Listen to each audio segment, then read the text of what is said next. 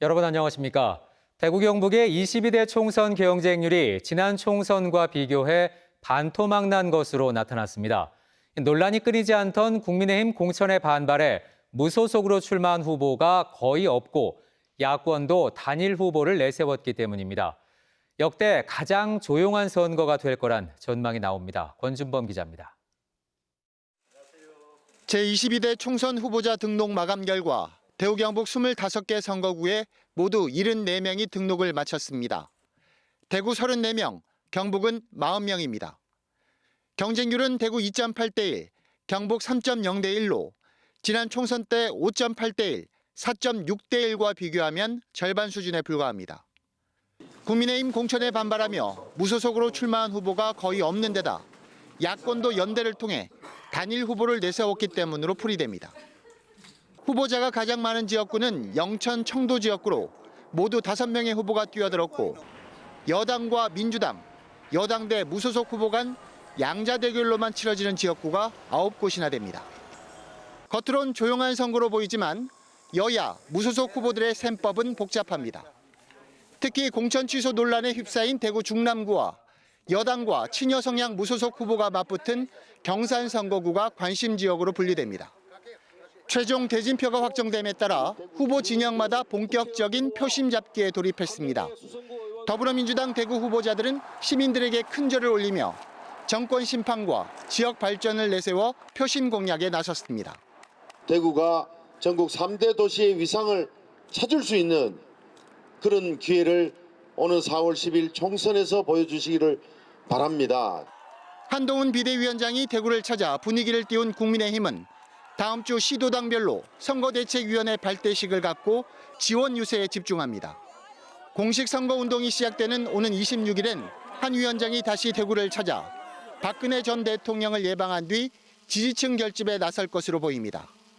나머지 군소정당과 무소속 후보들도 저마다 지역 발전을 위한 비전을 제시하며 일당 독점 구도의 지역 정치 지형을 바꿔줄 것을 호소하고 있습니다. 벌써부터 역대 가장 조용한 선거가 될 거란 전망이 나옵니다. 국민의힘에 맞서 야당과 무소속 후보들이 견고한 보수 표심을 얼마나 파고들 수 있을지 22대 총선이 이제 19일 앞으로 다가왔습니다. PBC 권준범입니다.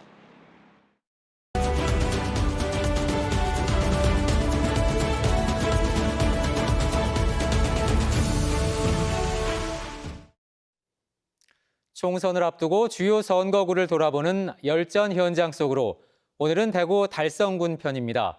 4년 전 맞붙었던 여야 후보가 다시 대결을 펼치는 곳입니다. 안상혁 기자입니다. 도농 복합 지역인 이곳 대구 달성군은 전통적으로 보수 성향이 강한 지역으로 분류됩니다. 하지만 여러 산업단지들이 잇따라 들어서면서 국민 평균 나이가 41세로 대구에서 가장 젊은 지역이기도 합니다. 과연 이런 연령별 인구 변화가 이번 선거에 어떤 영향을 미칠지 관심입니다. 총선 현장으로 가보겠습니다. 지난 21대 이어서 달성군에 출사표를 던진 더불어민주당 박형용 전 대통령 직속 국가균형발전위원회 정책조정실장, 지방균형 소득지급과 서울대 10개 만들기, 5대 권역 중심의 연방형 분권국가 건설을 핵심 공약으로 제시했습니다. 20, 30대 청년들과 저소득 중소기업 재직자들에게 월 20만 원의 균형소득을 지급하자는 거예요. 거점 국립대를 서울대만큼의 투자를 해서 키워줘야 지방의 인재들이 수도권으로 가지 않고.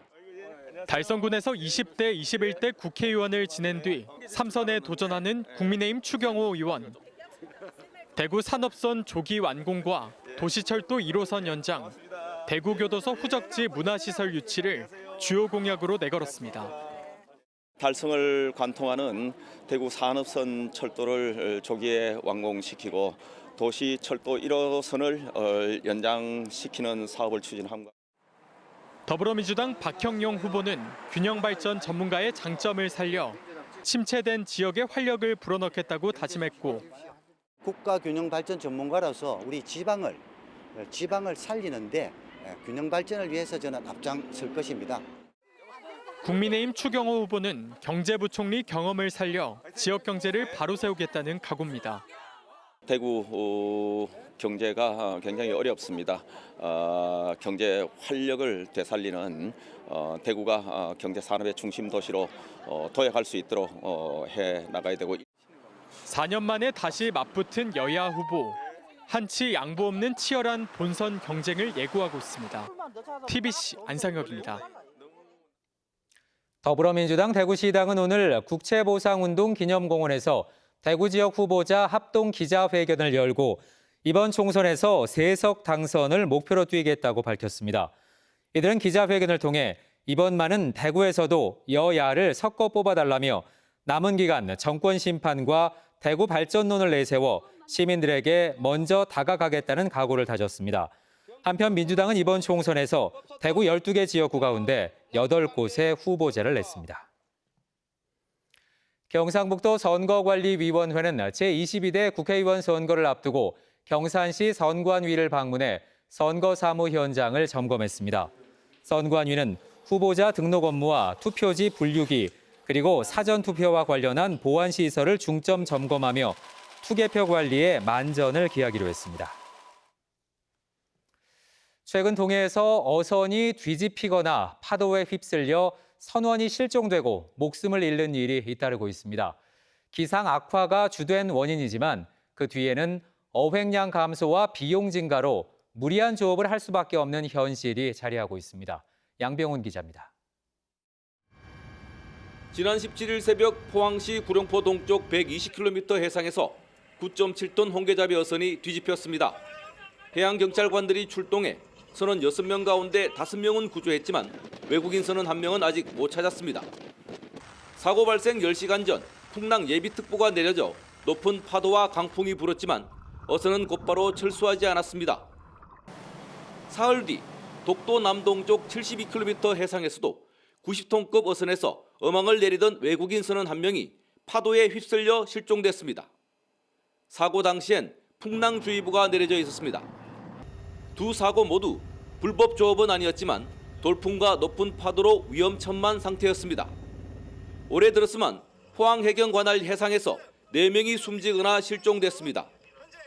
직전 4년 한 해 평균 수치에 육박합니다. 어민들은 갈수록 어획량은 줄고 인건비와 유류비 등 각종 경비는 치솟아 위험해도 조업을 할 수밖에 없다고 합니다. 특히 전년 12월부터 3월까지 동해엔 잦은 풍랑특보로 조업 일수가 적기 때문에 더욱 조업을 포기하기 힘듭니다. 고유가에 또 무엇이 생산 저하에 여러 가지 복합된 원인이 있기 때문에 그 선주들은 그런 걸 조금이라도 만약에 이해해서 그래서 조금 무리하게 작업을 하는데 지역적으로도 동해가 남해나 서해보다 기상이변이 작고 3월과 4월엔 먼바다에서 밀려온 너울성 파도로 사고 위험이 더 큽니다. 하지만 해경도 불법이 아닌 이상 단속엔 한계가 있습니다. 어획량이 급격히 적어 감소하는 현상이 생기니까는 어민들도 무리해서 기상이 나쁘지만 또 이제 먼바다까지 조업을 나가는 실정입니다. 실제 지난해 경북 지역 어획량은 2022년에 비해 4% 이상 줄었고 올해도 감소세를 이어가고 있습니다. 어민 지원 대책이 강화되지 않는다면 악천후를 무릅쓴 조업이 되풀이될 수밖에 없어 보입니다.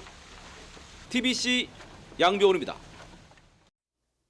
학생 수 감소로 위기에 빠진 지방대를 정부가 지원하는 글로컬 대학 30 사업 신청이 오늘 마감됐습니다. 지난해 고배를 마신 대구 경북권 대학들은 연합전선을 구축하는 등 그야말로 사활을 건 도전에 나섰습니다. 박영훈 기자입니다. 1,000억 원의 재정 지원과 규제 혁신으로 경쟁력 있는 대학을 키운다는 글로컬 대학 30.